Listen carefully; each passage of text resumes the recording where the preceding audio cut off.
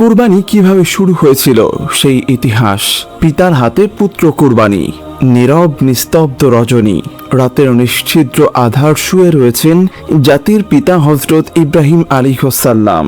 এমনই সময় তিনি স্বপ্ন দেখলেন, কে যেন তাকে বলছেন, হে ইব্রাহিম, তুমি কুরবানি করো। ইব্রাহিম আলাইহিসসালাম এই স্বপ্ন দেখে জেগে উঠলেন। পরদিন সকালে তিনি 100 উট আল্লাহর রাস্তায় কুরবানি করে দিলেন। পরের দিন আবার তিনি শুয়ে রয়েছেন। আবারও ভেসে আসলো সেই দৈববাণী, কে যেন তাকে বলছেন, হে ইব্রাহিম, তুমি আল্লাহর রাস্তায় কুরবানি করো। পরদিন সকালে আবারও 100 উট হযরত ইব্রাহিম আলাইহিসসালাম কুরবানি করে দিলেন। কিন্তু হায়, মনে হয় আল্লাহ রাব্বুল আলামিনের দরবারে এই কুরবানি কবুল হয়নি। তাই পরদিন তিনি আবার যখন বিছানায় শায়িত রয়েছেন, তখন আবার ভেসে আসলো সেই দৈববাণী, কে যেন তাকে বলছেন, হে ইব্রাহিম, তুমি আল্লাহর রাস্তায় তোমার সবচাইতে প্রিয় বস্তুটিকে কুরবানি করো। পরদিন সকালে হযরত ইব্রাহিম আলাইহিসসালাম ভাবতে লাগলেন, আমি পরপর 2 দিন 200 উট আল্লাহর রাস্তায় কুরবানি করলাম, কিন্তু আল্লাহ কি আমার এই কুরবানি কবুল করলেন না? তাহলে কি চাচ্ছেন আল্লাহ রাব্বুল আলামিন আমার থেকে? অনেক ভাবার পরেই ইব্রাহিম আলাইহিসসালাম দেখলেন, আল্লাহ রাব্বুল আলামিন আমাকে স্বপ্নে বলেছেন, হে ইব্রাহিম, তুমি তোমার জীবনের সবচাইতে প্রিয় বস্তুটিকে আমার রাস্তায় কুরবানি করো। এই পৃথিবীতে আমার সবচাইতে প্রিয় বস্তু হলো আমার সন্তান ইসমাইল। হযরত ইব্রাহিম আলাইহিসসালামের বয়স যখন ৮৬ বছর ছিল, তখন হযরত ইসমাইল আলাইহিসসালাম তার গৃহে পয়দা হয়েছিলেন। তার এই সন্তানটি ছিল ইব্রাহিম আলাইহিসসালামের সবচাইতে প্রাণের ও মহব্বতের সন্তান। কেননা এত বার্ধক্য বয়সে তিনি একটি সন্তান লাভ করেছিলেন। এই সন্তানটি ছিল তার বংশধারা জারি করে রাখার একমাত্র মাধ্যম। কিন্তু আল্লাহ রাব্বুল আলামিন যখন তাকে প্রিয় সন্তানটি কুরবানি করার আদেশ দিলেন, ইব্রাহিম আলাইহিসসালাম মনে মনে দীর্ঘ সংকল্প করে বললেন, এটাই যদি আল্লাহর অভিপ্রায় হয় যে ইসমাইলকে তার রাস্তায় কুরবানি করতে হবে, তাহলে আমি পিছপা হব না। আল্লাহর মহব্বত ও ভালোবাসা পাওয়ার পথে দুনিয়ার কোনো কিছুই আমার জন্য বাধা হয়ে দাঁড়াতে পারবে না। এরপরে আল্লাহর নবী হযরত ইব্রাহিম আলাইহিসসালাম তার একমাত্র পুত্র ইসমাইলকে আল্লাহর রাস্তায় কুরবানি করার জন্য দৃঢ় সংকল্প করলেন। যেই ভাবা সেই কাজ। ইব্রাহিম আলাইহিসসালাম তার সন্তান বালক ইসমাইলকে ডেকে বললেন, তুমি গোসল করে সুন্দর সুসজ্জিত কাপড় পরে তৈরি হয়ে নাও, আমি তোমাকে নিয়ে একটি দাওয়াতে যাব। শিশু ইসমাইল ছোটবেলা থেকেই আত্মীয় স্বজন ও পিতার মহব্বত ছাড়াই লালিত পালিত হয়েছিলেন। ছোটবেলা থেকেই পিতা তার সঙ্গে ছিল না। যখন বালক ইসমাইল আলাইহিসসালাম শুনলেন পিতা তাকে নিয়ে এক জায়গায় দাওয়াতে যাবেন, বালক ইসমাইলের মন আনন্দে নেচে উঠল। তখন তিনি মাতা হাজেরার কাছে গিয়ে বললেন, আম্মাজান, আপনি কি শুনেছেন? আব্বাজান আমাকে বলছে আমাকে নিয়ে তিনি নাকি এক জায়গায় দাওয়াত খেতে যাবেন। ও আম্মাজান, আপনি তাড়াতাড়ি করে আমাকে গোসল করিয়ে দেন আর উত্তম পোশাকে সজ্জিত করে দেন। আমি আব্বার সাথে দাওয়াত খেতে যাব, আমার যে আর তর সইছে না। তখন বিবি হাজেরা বললেন, সত্যি কি তিনি তোমাকে দাওয়াতে নিয়ে যাবেন? হযরত ইসমাইল আলাইহিসসালাম বললেন, আপনি তাকেই জিজ্ঞাসা করে দেখুন না। এরপরে বিবি হাজেরা আলাইহিসসালাম ইব্রাহিম আলাইহিসসালামকে জিজ্ঞাসা করলেন, ও আমার প্রাণের স্বামী, আমি শুনলাম আপনি নাকি ইসমাইলকে নিয়ে একটি দাওয়াতে যাবেন। ইব্রাহিম আলাইহিসসালাম বললেন, ও হাজেরা, তুমি ঠিকই শুনেছ, ইসমাইলকে গোসল করিয়ে সুন্দর পোশাকে সুসজ্জিত করে দাও, আমি তাকে নিয়ে এক দাওয়াতে যাব। প্রিয় দর্শক, অনেকেরই মনে হতে পারে হযরত ইব্রাহিম আলাইহিসসালাম আল্লাহর নবী হয়ে বিবি হাজেরা ও ইসমাইল আলাইহিসসালামের সাথে একটি মিথ্যা কথা বললেন। কিন্তু মূলত জাতির পিতা ইব্রাহিম আলাইহিসসালাম তাদের সাথে মিথ্যা কথা বলেননি। গভীরভাবে যদি চিন্তা করা হয়, তাহলে ইব্রাহিম আলাইহিসসালামের এই কথাটি সঠিক ও বাস্তবসম্মত ছিল। কেননা তিনি তো ইসমাইলকে নিয়ে আল্লাহর একটি দাওয়াতেই যাচ্ছিলেন।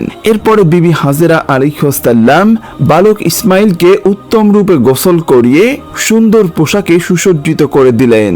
অতঃপর তাকে স্বামীর হাতে তুলে দেওয়ার পূর্বে বললেন, ও আমার প্রাণের স্বামী, ইসমাইলকে আমি ছোট থেকে এই পর্যন্ত লালন পালন করেছি, কিন্তু এর মধ্যে আমি তাকে একটিবারের জন্য আমার দৃষ্টির আড়াল করিনি। ও আমার প্রাণের স্বামী, আপনি সবসময় তাকে দেখে রাখবেন। কখনোই আপনি তাকে আপনার চোখের আড়াল করবেন না। যতক্ষণ পর্যন্ত আপনি আর ইসমাইল আমার কাছে ফিরে আসছেন, ততক্ষণ পর্যন্ত আমি উদ্বিগ্ন থাকব এবং আপনাদের পথপানি চেয়ে আমার সময় কাটবে। হযরত ইব্রাহিম আলাইহিস সালাম বিবি হাজেরার এই কথা শুনে কোনো কিছুই উত্তর করলেন না। তার হৃদয়ের মধ্যে তুফান বয়ে যাচ্ছিল। তিনি মুখ ফুটে কোনো কথা বিবি হাজেরাকে বলতে পারছিলেন না। তার অশ্রু যেন দুচোখ বেয়ে বেরিয়ে আসতে চাচ্ছিল, কিন্তু তিনি তার চোখের অশ্রুগুলিকে আল্লাহ রাব্বুল আলামিনের মহব্বতের দরিয়ায় চাপা দিয়ে রেখেছিলেন।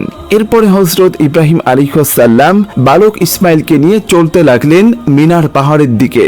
অভিশপ্ত ইবলিস যখন দেখল জাতির পিতা হযরত ইব্রাহিম আলাইহিস সালাম আল্লাহ রাব্বুল আলামিনের আদেশ পালন করার জন্য তার একমাত্র পুত্র সন্তানকে জবেহ করার জন্য দৃঢ় সংকল্প করেছে, তখন তার আর সহ্য হলো না। হায় রে, আমি ইবলিস, মানব জাতির জন্য আমি বেহেশত থেকে বহিষ্কৃত হয়েছি এবং আমি চিরমর্দুদ ও জাহান্নামী হয়েছি। আর সেই মানব জাতির একজন সন্তান ইব্রাহিম আলাইহিস সালাম আল্লাহ তাআলার আদেশ পালন করে তার প্রিয় ভাজন হবে, এটা আমি কিভাবে সহ্য করব? কোনোভাবেই এটা হতে দেওয়া যাবে না। যে করেই হোক ইব্রাহিমকে এই কাজ থেকে ফিরিয়ে রাখতেই হবে। তাই ইবলিস তার চক্রান্ত ও ষড়যন্ত্র বাস্তবায়নের জন্য সর্বপ্রথম বিবি হাজেরার কাছে একজন ভালো মানুষের বেশে উপস্থিত হলো। বিবি হাজেরা আলাইহিস সালামের কাছে গিয়ে ইবলিস বলল, ও হাজেরা, তুমি কি জানো তোমার স্বামী ইব্রাহিম তোমার সন্তানকে কোথায় নিয়ে যাচ্ছেন? বিবি হাজেরা আলাইহিস সালাম বললেন, কেন? তিনি তাকে একটি দাওয়াতে নিয়ে যাচ্ছেন। ইবলিস বলল, আমি এতদিন ঠিকই শুনেছি নারী জাতি অত্যন্ত সহজ সরল ও ভোলা ভালা। তাদেরকে যে কোনো মিথ্যা কথা বলে ও প্রতারণামূলক কথা বলে ধোকা দেওয়া যায়। তোমার স্বামী তোমাকে ধোকা দিয়েছে। বিবি হাজেরা আলাইহিস সালাম শয়তানের মুখে এই কথা শুনে বললেন, তুমি কেমন কথা বলছো? আমার স্বামী আল্লাহর নবী, তিনি কিভাবে আমাকে ধোকা দিতে পারেন?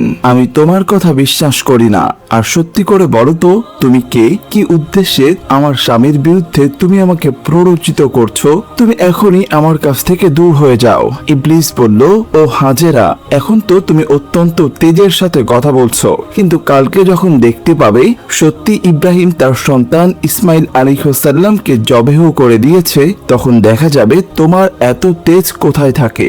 বিবি হাজেরা এবার বিরক্ত হয়ে বললেন, আচ্ছা তুমি কি বলতে চাচ্ছ, একটু খুলে বলো। শয়তান বলল, আমি সে কথা বলার জন্যই তোমার কাছে এসেছি। বিবি হাজেরা বললেন, তুমি কি আমাকে বুঝিয়ে বলতে পারো এর কি কোনো যুক্তি হয়? একজন পিতা কেন তার একমাত্র নিরপরাধ সন্তানকে জবেহ করবে? শয়তান বলল, ও হাজেরা, ইব্রাহিম খামাখা ইসমাইলকে জবেহ করবে না। আল্লাহ রাব্বুল আলামিন তাকে নির্দেশ দিয়েছেন তিনি যেন ইসমাইলকে তার রাস্তায় জবাই করেন।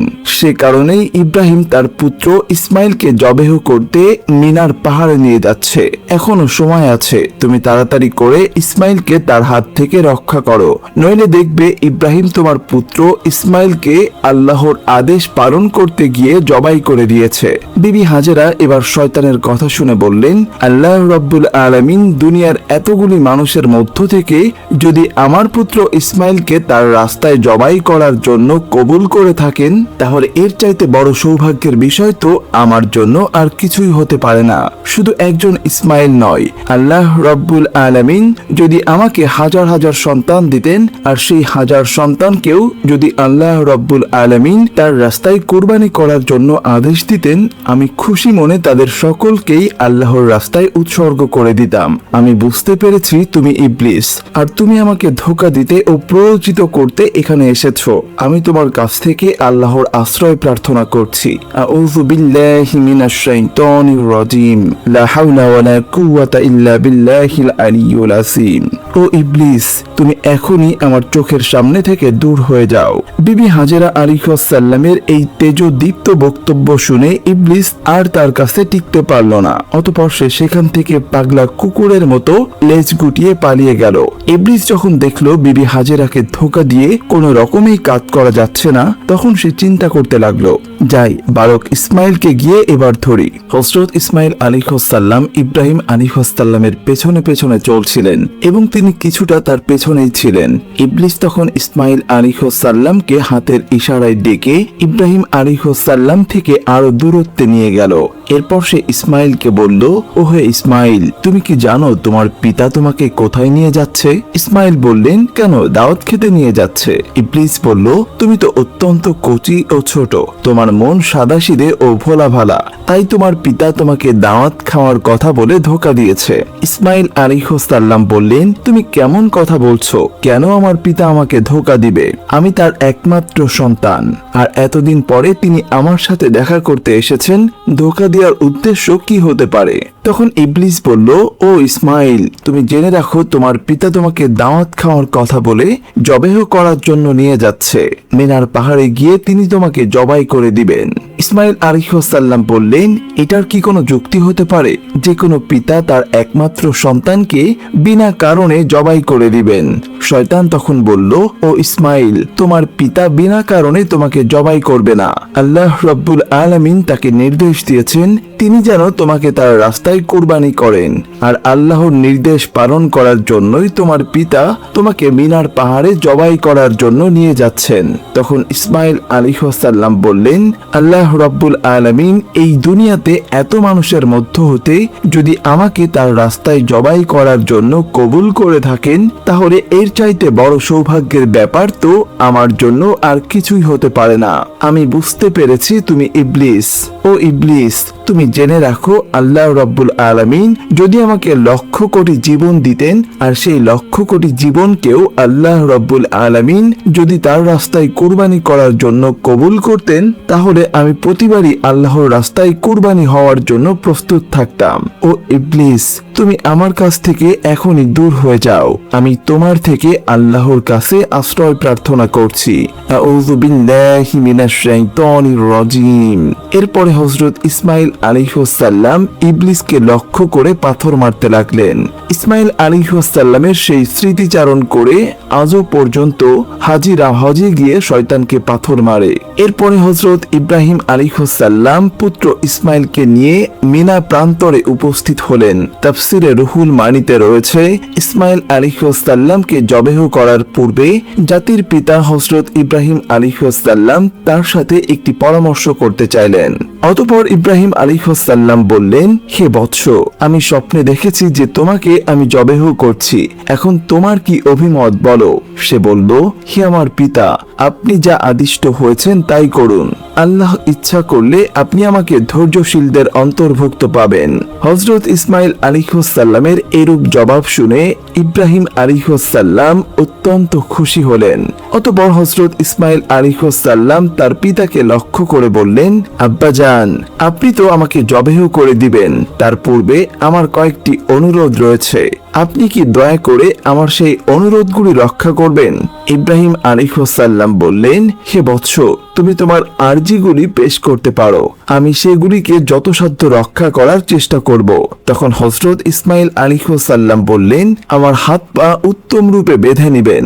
দেখা যায় জবেহ করার সময় জীবজন্তুগুলি তাদের হাত পা ছড়াছড়ি করে, তেমনি ভাবে মৃত্যুর যন্ত্রণা সহ্য করতে না পেরে আমিও যদি আমার হাত পা গুলি ছোড়াছুড়ি করি আর তা যদি আপনার শরীরে লেগে যায়, এতে আমার জন্য বেয়াদবি হবে, আর আমি চাই না মৃত্যুর পূর্বে আমার পিতার সাথে বেয়াদবি করে মরতে। অতএব হে আব্বাজান, আপনি আমার এই অনুরোধ রক্ষা করবেন। দ্বিতীয়ত, আমাকে জবেহ করার সময় আপনি আপনার চক্ষুদ্বয় ভালো মতো কাপড় দ্বারা বেঁধে নিবেন, কেননা জবেহ করার সময় যদি আপনার দৃষ্টি আমার চেহারায় পড়ে, তাহলে আমার প্রতি আপনার দয়ার উদ্রেক হবে, তাতে আপনার জবেহের কাজে ব্যাঘাত সৃষ্টি হবে, আর আমি চাই না আমার চেহারার কারণে আপনি আল্লাহ রাব্বুল আলামিনের আদেশ পালন করতে কোনরূপ বাধার সম্মুখীন হন।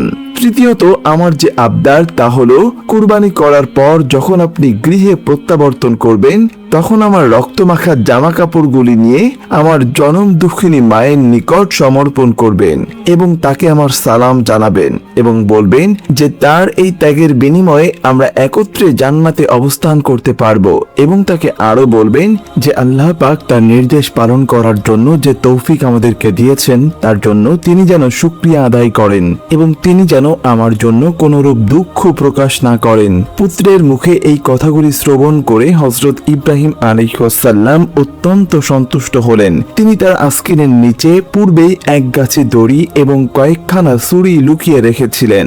অতঃপর তিনি সেই দড়ি বের করে হযরত ইসমাইল আলাইহিসসালামের হাত পা ভালোমতো বেঁধে নিলেন। এরপর তার চোখে একখানা কাপড় বেঁধে নিলেন। অতঃপর হযরত ইসমাইল আলাইহিসসালামকে জবেহ করার জন্য মাটিতে শুইয়ে দিলেন।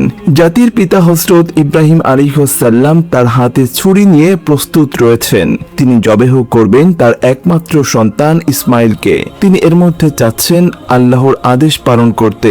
তিনি সংকল্প করেছেন আল্লাহর আদেশ পালন করতে। তাকে পৃথিবীর কোনো শক্তি বাধা দিতে পারবে না। পিতা তার পুত্রের গলায় ছুরি চালিয়ে দিবেন আল্লাহর প্রেম ও মহব্বতে মাতোয়ারা হয়ে। এই দৃশ্য দেখে আসমান ও জমিনের ফেরেশতারা প্রকম্পিত হয়ে যাচ্ছে। তারা আল্লাহর তাসবিহ ও পবিত্রতা ঘোষণা করে যাচ্ছে। এরপর হযরত ইব্রাহিম আলাইহিসসালাম পুত্র ইসমাইলের গলায় ছুরি চালাতে যাবেন। এমন সময় আল্লাহ রাব্বুল আলামিন ছুরিকে নির্দেশ দিলেন, হে ছুরি, খবরদার, তুমি ইসমাইলের গলার একটি পশমও কাটবে না। তুমি যদি ইসমাইলের গলার একটি পশমও কাটো তাহলে তোমার জন্য আমি জাহান্নামের আগুনকে অবধারিত করে দেব। অতঃপর হযরত ইব্রাহিম আলাইহিসসালাম বিসমিল্লাহ বলে পুত্র ইসমাইলের গলায় ছুরি চালিয়ে দিলেন। কিন্তু ছুরি তো পূর্বেই আল্লাহর নির্দেশ পেয়েছে। সে আল্লাহর ভয়ে ভীত হয়ে ইসমাইল আলাইহিসসালামের গলার একটি পশমও কাটল না।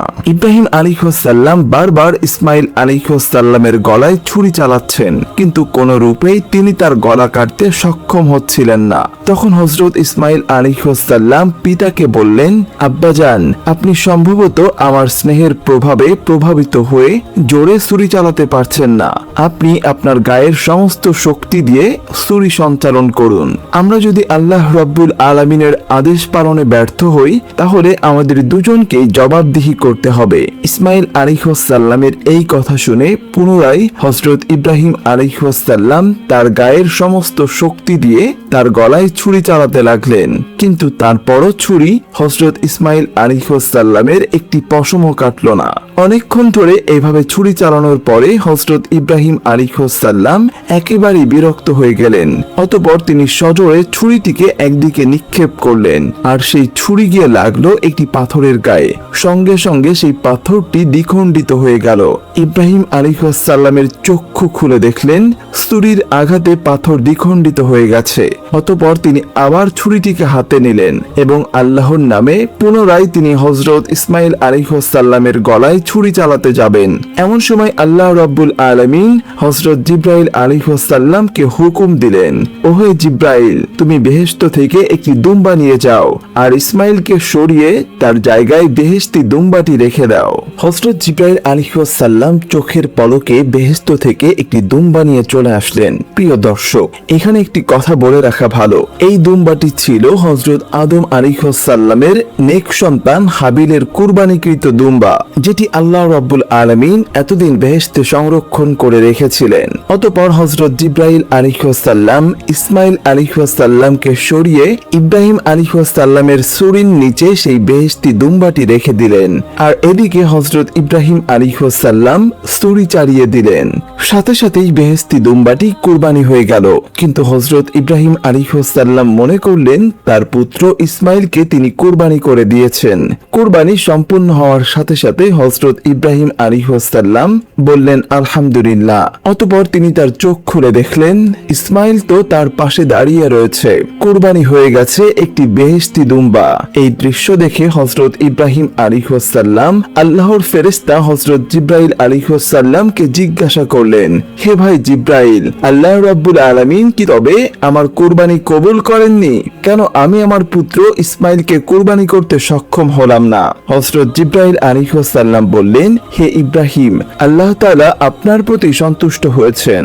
আপনি তার নির্দেশ পালন করতে গিয়ে স্বীয় পুত্রকে কুরবানি করতে উদ্যত হয়েছিলেন এবং আপনার পুত্র যেভাবে আল্লাহর নির্দেশ মান্য করে স্বীয় প্রাণ তার রাহে উৎসর্গ করতে প্রস্তুত হয়েছিলেন, তাতেই আল্লাহ পাক আপনাদের পিতা ও পুত্র উভয়ের উপর অত্যন্ত সন্তুষ্ট সন্তুষ্ট। তিনি আপনাদের উভয়কে পরীক্ষা করেছিলেন এবং আপনারা সেই পরীক্ষায় উত্তীর্ণ হয়েছেন। তাই আল্লাহ রাব্বুল আলামিন আপনার উপর সন্তুষ্ট হয়ে বেহেশত থেকে একটি দুম্বা প্রেরণ করেছেন, আর সেই দুম্বাটিকে আপনি কুরবানি করেছেন। হযরত জিবরাইল আলাইহিস সালামের মুখ থেকে এই কথা শ্রবণ করার পরে হযরত ইব্রাহিম আলাইহিস সালাম পুনরায় আল্লাহ রাব্বুল আলামিনের শুকরিয়া আদায় করলেন। আল্লাহ রাব্বুল আলামিন হযরত ইসমাইল আলাইহিস সালামকে কুরবানি দেওয়ার সর্বশেষ পরিস্থিতির উপর আলোকপাত করে আল কোরআনে উল্লেখ করেছেন। অতঃপর তারা যখন উভয়ে আল্লাহর আনুগত্য প্রকাশ করলো এবং ইব্রাহিম তার পুত্রকে জবাই করার জন্য কাঁধ করে শায়িত করলো, আর তখনই আমি তাকে আহ্বান করে বললাম, হে ইব্রাহিম, তুমি তোমার স্বপ্নের আদেশ সত্যি পালন করলে, আর এভাবেই আমি সৎকর্ম পরায়ণদেরকে পুরস্কৃত করে থাকি। নিশ্চয়ই এটা ছিল একটা স্পষ্ট পরীক্ষা, আর আমি তার পরিবর্তে রুষ্টপুষ্ট জন্তু জবেহ করেছিলাম এবং আমি তা পরবর্তীদের জন্য নিদর্শন করে রেখেছি। ইব্রাহিমের উপর শান্তি বর্ষিত হোক, এভাবেই আমি সৎকর্ম পরায়ণদেরকে পুরস্কৃত করে থাকি। প্রিয় দর্শক, এই ছিল হযরত ইব্রাহিম আলাইহিস সালাম কর্তৃক তার পুত্র হযরত ইসমাইল আলাইহিস সালামকে কুরবানি দেওয়ার কাহিনী। আল্লাহ রাব্বুল আলামিন জাতির পিতা হযরত ইব্রাহিম আলাইহিস সালামের এই ত্যাগ, তিতিক্ষা ও আল্লাহ প্রেম থেকে আমাদেরকেও শিক্ষা লাভ করার তৌফিক দান করুন। আমিন।